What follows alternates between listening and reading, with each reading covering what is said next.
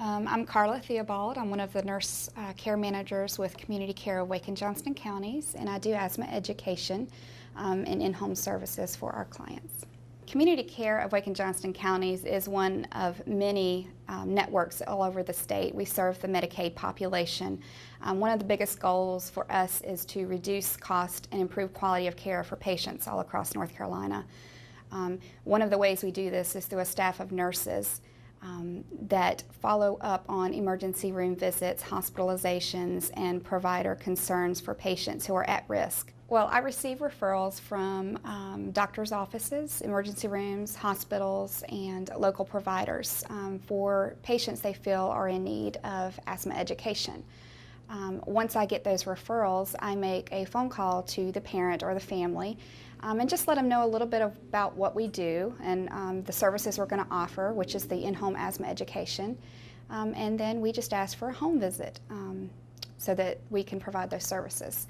Once we're in the home, I'm really focusing on medication compliance, knowledge on the devices and medications and treatments, and also just general trigger compliance that's in the home. After I've done the home visit, I will generally follow the patient for a year. There's going to be subsequent home visits just to see if the education that was provided has been integrated into the home. And then there's going to be multiple monthly phone calls. I'm also going to be in touch with the patient's doctor and pharmacy and just make sure they understand that I'm in the home and I'm helping out with their asthma control. The real goal is for the patient and the family to be able to manage the asthma on their own so that so much is not laid on the provider or the emergency room or the hospitals. We're going to really work with the family, the patient, and the school system to make sure that there's an adequate emergency asthma plan in place. Many times this is where confusion lies between the home and the school, and we're going to really make sure there's a strong connection that the school and the family and the doctor are all working together as one.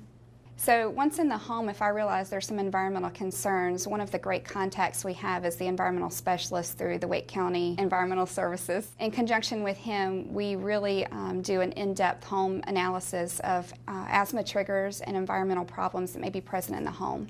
I'm Jason Dunn with Wake County Environmental Services, and I'm part of the asthma program that the county has. We're partnered with the Community Care of Wake County, and what we do is we do home visits, and in the home visits what we're looking for environmental asthma triggers. When we do a environmental assessment visit, what we do is we're doing a walkthrough of the client's homes. These visits are scheduled and done with the nurse case manager from Community Care. When we go through the homes, we'll look to see if there are environmental triggers present. The clients will walk through the homes with us and so they can see what the problems are as we do these assessments. And as a follow-up, we'll give them a summary report of what our findings are, and we provide them educational materials. We also look at if the clients smoke, and we try to provide them education if the clients do smoke.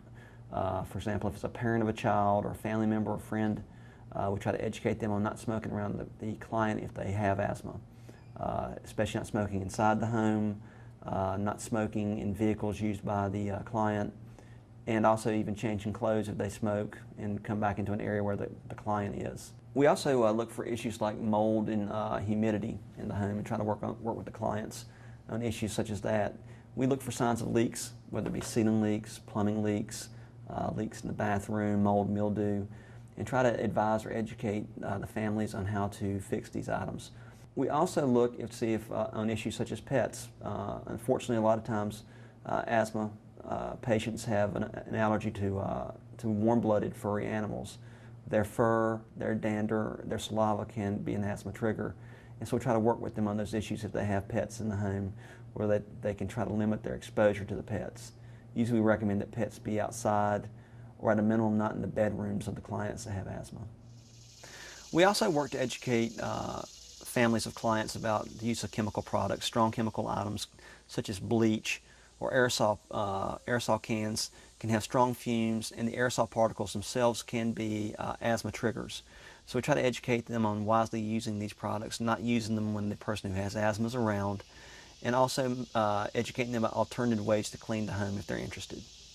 But we also look at pest issues, and for a person that has asthma, one of the major pest problems or major asthma triggers are cockroaches. So we try to work with families to make sure they don't have a pest problem. If they do, we try to give them education on how to limit the size of the pest infestation or to prevent the pest infestation. All right, and even working with them if they rent or don't own the property and contacting landlords or even other agencies that can help them take care of the pest problems.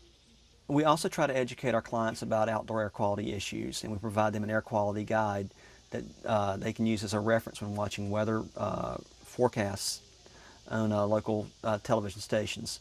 This would let them know that they need to be aware of issues like, for example, high levels of pollen or high levels of air pollution or ozone. And with this color guide that we give them when they watch the forecast, they'll know that certain days the conditions outside are not as good and they need to be inside more.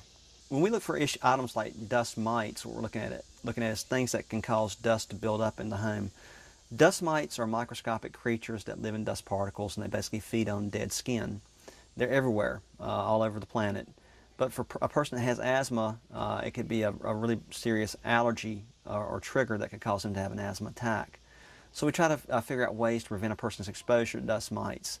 For example, making sure that doors and windows on homes that have air conditioning are kept closed at all times, washing bed linens regularly in hot water and hot drying, using special allergen-resistant mattress covers and pillowcases, and limiting the amount of items like plush toys that may be in a child's room.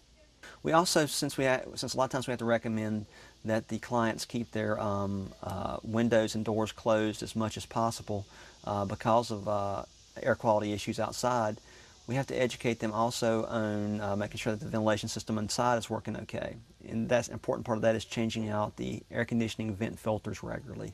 We usually recommend that they change these vent filters regularly, about every 3 months. After we complete the asthma assessment visit, the nurses will do follow-up, and they work with the clients. They'll go back on a 6-week and a 6-month basis and even a year follow-up to see if what we've advised the clients is being followed. We give education to the clients and provide them with educational materials so they know how to deal with asthma triggers. We also do a summary report that the clients can use as a checklist to fix items in the home. If you're interested in the program, we work with Medicaid patients, and your provider could contact Community Care of Wake County. Their nurse case managers could set up an appointment for one of these assessment visits.